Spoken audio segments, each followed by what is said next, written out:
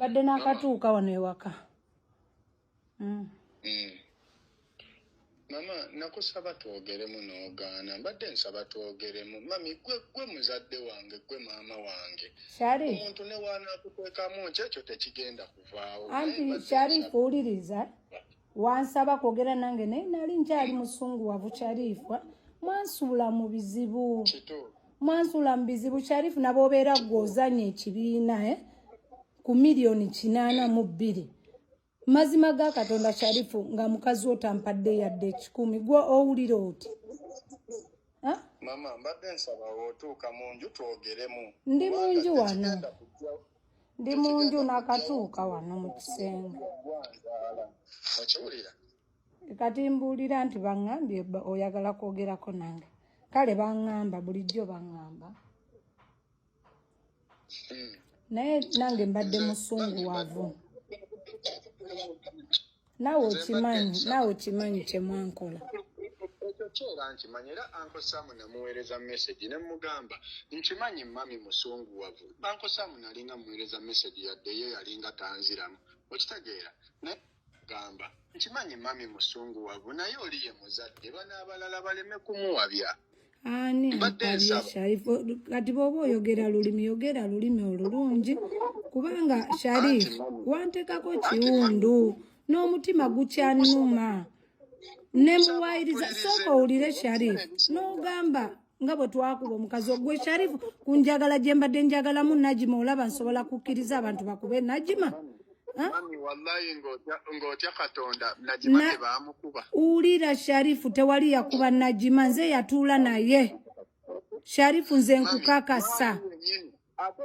Mami nagamba newe wali eno nekugamba gamba Manu yeewala ebintu ebimu. Manu yennyini yankubiranga ne video nga batulugunya Najima ekyo naawe okimanyi. Kati Sharifu kale sooka ombuulire ky'obadde oyagala okuŋŋamba kuba mbadde nakatuuka.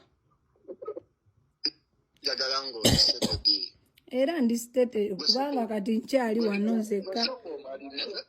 Soko omalirize twogere kuba nange nakatuuka nva mu jjuma. Naye nga ogenda kwogera bintu by'amagezi. Nze mami nze kankubuulire ensi yonna ne wenkyawa naye tekijjaawo kiri nti ggwe maama wange era nze sikuyinaako busungu sikola ki bantu bangi baŋŋamba nti toninaako busungu naye nontimba okimanyi bulungi buli ebizibu ebijjawo nze nina okusolovinga bizibu ebyo nejjaalya naye mazima nontimba ku soso ne banvuma ne bampemula abantu abampa ekitiibwa Sharifu. Netunulire soko tunulire social media mwe ebigenda. No. Waliwo omuntu enjagala nkugatteko wano omuntu. Sagala Sharifu nze tonteeka mu bya social ebyo simanyi social. Sibyagala nze okimanyi. Nkusaba mami nze kenkusaba. That's why mbadde nkuwaddemu akadde osooka okkakkane. Abasigadde nababulookinga lwaki gwe saa kubulookinga. Mami, nze nkimanyi oli musunguwavu. Naye kati Sharifu kale mbuulira labayo. Bw'obeera gw'ozanya ekibiina mwaka mulamba $882 mu mitwalo 7 sooka owulire Sharifu ne bakugamba zonna nga takuwadde yadde ne10 owulira oti ate nga yankubira simu mami jangu okime sente zo nzijje mu banka Friday. Nangamba nzije ku dduuka ne mugamba tojja ku dduuka kanzijja kubanga already siriyo ku dduuka kanzijja vuga buvuzi ogende ewaka okiwulira nentuuka ewaka Sharifu soko tunulire bomu eyo ndidda amabanja nkoze eki buli kimu kintunulira setegeera omutima gwonna gwalwala okitegeera kyokka Sharifu ne mutakomaawo ne muŋŋamba amateeka ge muteekako nina obbawa ennyumba yange nina obbawa mmotoka naye totunuulira obulumi bwempitamu Sharifu kiki kye sibakoledde Sharifu mu baana bange mwenna muzadde omugenda mujjawa atayagala abaana be abapangisa oba batambuza bigere mugenda mujjawa nga nze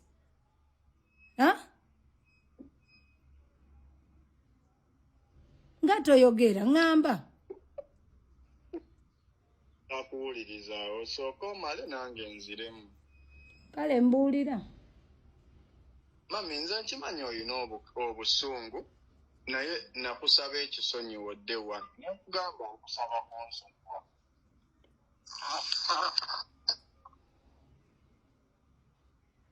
Kakati Sharif. Hello. Sharif. Wanje. Okimanyi bulungi nange nabasonyiwa kuva from day one. Lwaki oteeka amateeka agatasaanidde mazima ontambuza mu pressure. Ongamba anti mungamba ongamba mukutegeragana nina okubawa ennyumba eyange. Ennyumba eyange gye nazimba mu bunaku.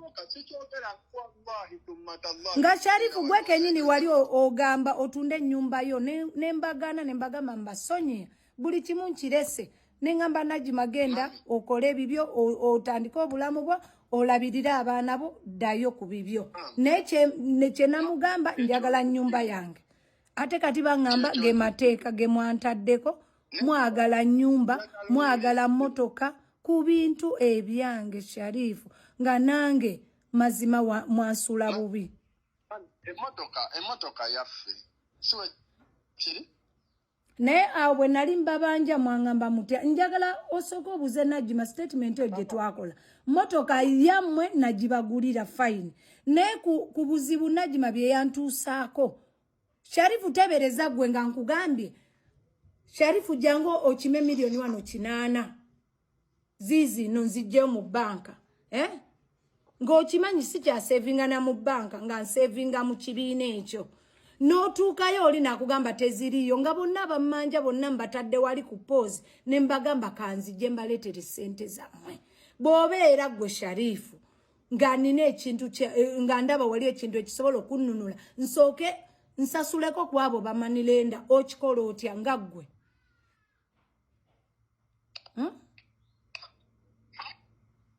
Kubanga wali onsuubiza na kutunda nnyumba nedda. Ngamba kuba wali onsuubiza na kutunda nnyumba yo osobola okunsasula. Okiwulira? Kati lwaki oba onteekako bukolomojo? Problemu gye tufuna nkimanyi olina obusungu saawa zino naye mbadde nkusaba ekintu ekyo nzize nkikugambe ebbanga ddene nenkusaba nenkugamba mami ebiseera ebimu yimirirangawo ku magulu go nga tokkiriza muntu kutegeerera. Bw'oli muzadde ekyo tekigenda kukijjawo. Ani antegerera kyogamba nze ndi mwana muto bantegerera? Ani kugamba nti kolawo ebintu ebimu naawe waliwo ebintu by'olabira ddala ng'obiraba n'ogamba nti nno naye olw'okubanga waliwo omuntu amala okuga nze mbadde nsaba okkakkane twogeremu babiri. Kati gwe Sharifu soko owulire oyogera ebyo byonna nkimanyi otegeeza gyali agwoliko okiwulira gyali eyatuyimiriddemu kalibeera eryo ddwaliro kuba nze mbadde sikyalina n'ekikumi sente zonna mwazitwala kalibeera eryo ddwaliro byonna gyali eyansindikidde sente ezo ne bakiliyaringa simanyi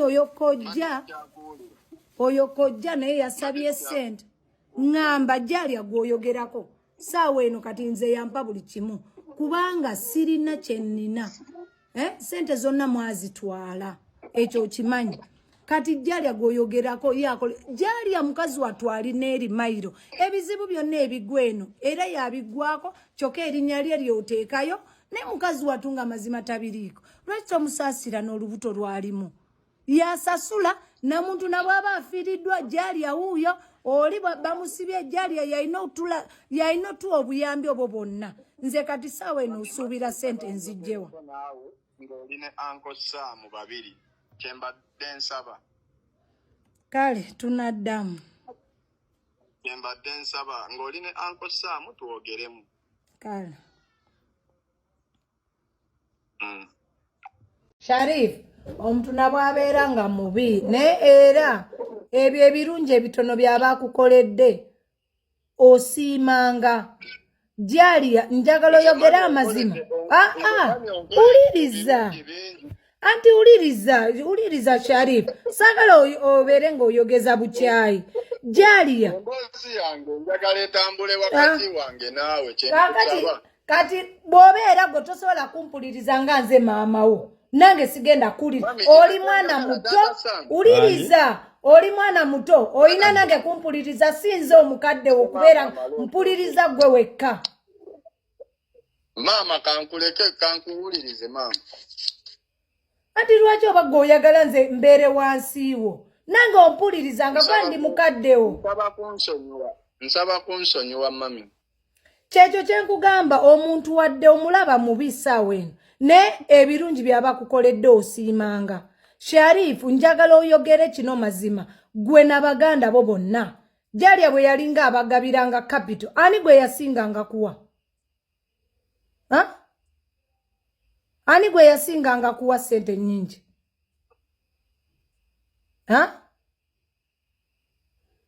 Namecho sobola kiddamu kuba siina gwe nali mmanyi gwe baamuwa mmeka oba baamuwa mmeka. Kale ekyo oba tokimanyi baamuwa mmeka oba baamuwa mmeka. Tebakuwa capital mu kusooka kugula ngattu. Ekyo kijjukira. Ne bampa $1,200,000. Nabwe biba 5. Bwe baddamu okuwa tebakuwa capital ya kukola masimu. Edduuka ly'amasimu. Yampe $7,000,000. Kati kituufu. Kati teyakukolera gundi visa eyo neyange eya UK.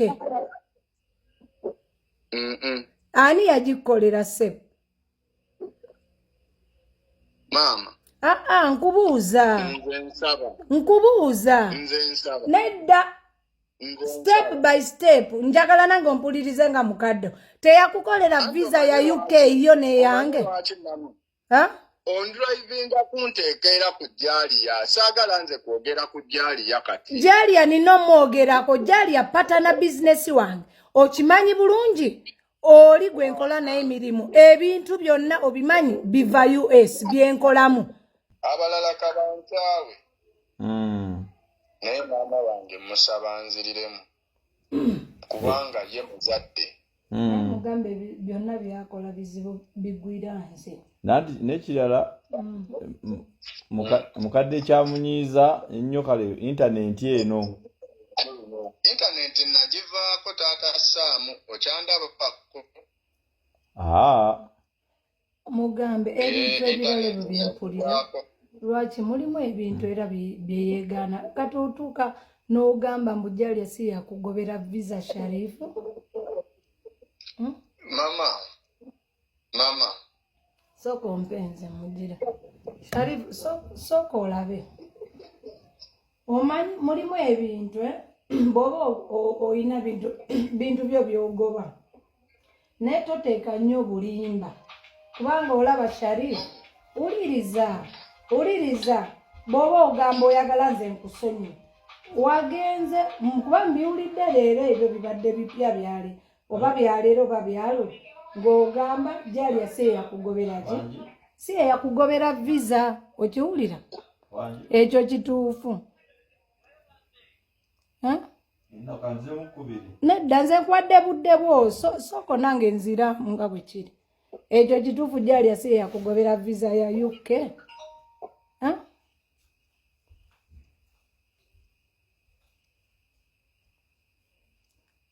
Mama.